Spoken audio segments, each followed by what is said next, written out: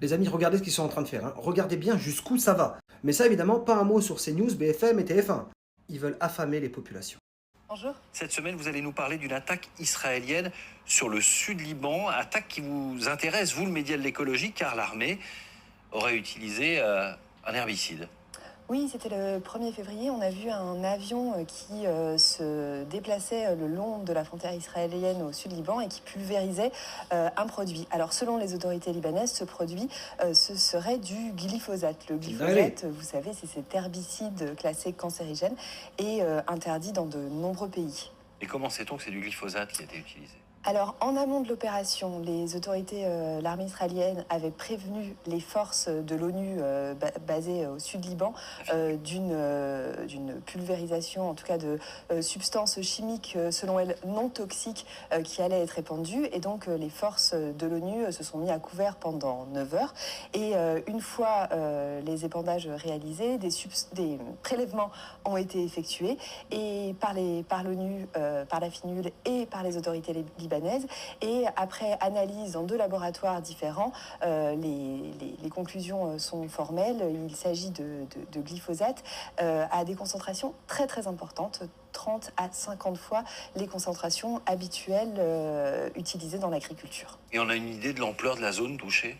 Alors, la superficie reste à préciser, mais selon les informations de notre journaliste sur place, Philippe Pernaut, ce serait une bande de 18 km sur 300 mètres de large, et donc ça ferait quelques 540 hectares. Il y a 2 villages séparés de 20 km qui sont touchés, et toute la zone aux alentours. Et avec quelles conséquences? Alors, selon le ministère de l'Agriculture libanaise, les conséquences sont importantes, les dommages sont importants. Ça implique que des vergers, des oliviers, des chênes s'assèchent et puissent potentiellement mourir en 48 heures, ces doses importantes d'herbicides.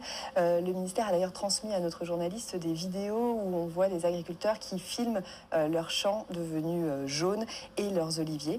Et selon la ministre de l'Environnement libanaise, le risque c'est que pendant 6 mois au moins, les habitants du sud du Liban ne puissent plus cultiver leurs terres devenues incultivables, et des conséquences qui pourraient durer encore des années derrière.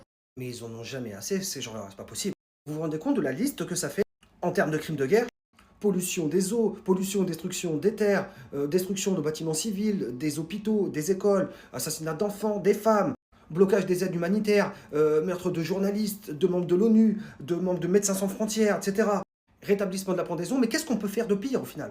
Ça, c'est une attaque chimique qui est condamnée par toutes les instances internationales et il n'y a personne qui dit rien. Et c'est même pire que ça, ils ne nous le montrent même pas. Mais le pire, c'est qu'ils ne se rendent même pas compte qu'en fermant les yeux sur ces horreurs-là, ben, c'est la porte ouverte à d'autres conflits.